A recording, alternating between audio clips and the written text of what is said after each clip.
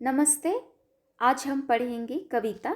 शीर्षक है वसंत आया और कवि हैं रघुवीर सहाय। वसंत आया कविता में कवि ने बताया है कि आज मनुष्य का प्रकृति से रिश्ता टूट गया है। अब वसंत ऋतु का आना हम अनुभव करने के बजाय कैलेंडर से जानते हैं। हालांकि ऋतुओं में परिवर्तन पहले की तरह ही होता है, लेकिन हमारी नज़र उन पर नहीं जाती है। वास्तव में कवि ने आज के मनुष्य की आधुनिक जीवन शैली पर व्यंग्य किया है, साथ ही मनुष्य को प्रकृति से जुड़ने के लिए प्रेरित किया है। कविता देखते हैं। जैसे बहन दाग कहती है, ऐसे किसी बंगले की किसी तरु अशोक पर कोई चिड़िया कूकी। कूकी का अर्थ है कुहुकना। वसंत के आगमन के बारे में कवि बताते हैं कि सुबह की सैर करने वे निकले थे और उस समय उन्हें किसी बंगले में लगे अशोक के पेड़ पर बैठी किसी चिड़िया के कुहुकने की आवाज़ सुनाई पड़ती है। और यह स्वर यानी चिड़िया के कुहुकने की आवाज़ वैसी ही मधुर थी जैसे उसकी छोटी बहन उसे दाग कहकर पुकारा करती है। चलती सड़क के किनारे लाल बजरी पर चुरमुराए पांव तले ऊंचे तरुवर से गिरे बड़े बड़े पियराए पत्ते। सड़कों के किनारे लाल बजरी बिछी हुई थी और उस पर ऊंचे ऊंचे पेड़ों से बड़े बड़े पियराए पत्ते, पीले पत्ते यानी कि सूखे पत्ते गिरे हुए हैं। और जब इन सूखे पत्तों पर पैर पड़ा तो चुरमुराने की आवाज आती है।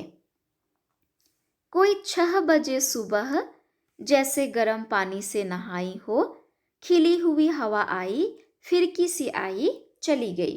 सुबह सुबह 6 बजे की हवा में इतनी ताजगी है, लगता है कि जैसे वह अभी अभी गर्म पानी से नहाकर आई हो और प्रसन्नता से खिल उठी हो।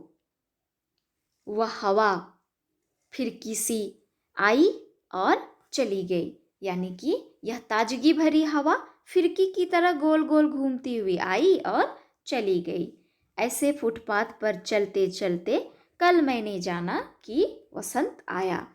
तो इस तरह से सुबह की सैर करते समय सड़क के किनारे कवि जब फुटपाथ पर चल रहे थे तब उन्हें प्रकृति में परिवर्तन दिखाई देता है। क्या परिवर्तन? चिड़िया के कुहुकने की आवाज़ आती है, बड़े बड़े पेड़ों से पीले पीले पत्ते गिरे हुए थे और हवा का बहना।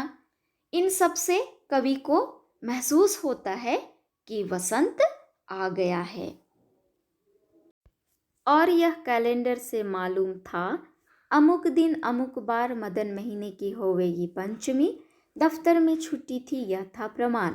कवि कहते हैं कि वसंत के आने का पता उन्हें कैलेंडर से ही चल गया था और जब दफ्तर में छुट्टी थी वसंत पंचमी के नाम पर, उस दिन तो यह प्रमाणित हो गया कि वसंत आ गया है।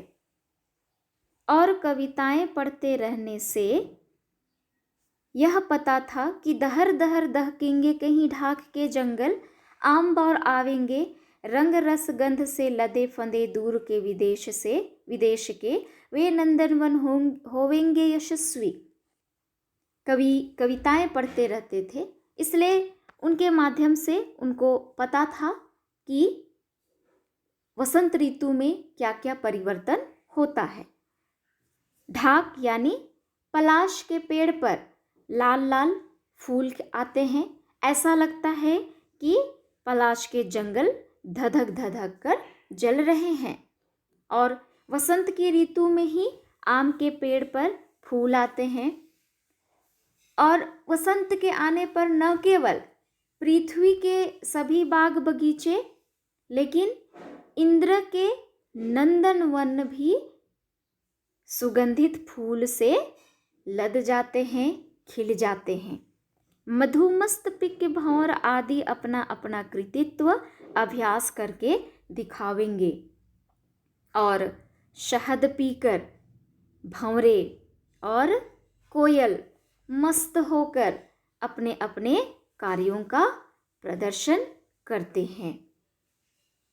यही नहीं जाना था कि आज के नगण्य दिन जानूंगा, जैसे मैंने जाना कि वसंत आया।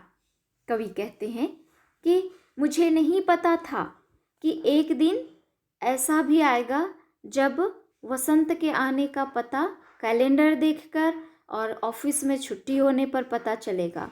वसंत पंचमी के दिन कार्यालय में अवकाश होता है और इस बात का प्रमाण है कि वसंत आ गया है। कवि कहते हैं, कवि व्यंग्य करते हैं हमारे आधुनिक जीवन पर कि अब मनुष्य ऋतुओं को तारीख के माध्यम से जानता है, अनुभव करके नहीं बल्कि तारीख से, जो कि बहुत ही दुखद बात है।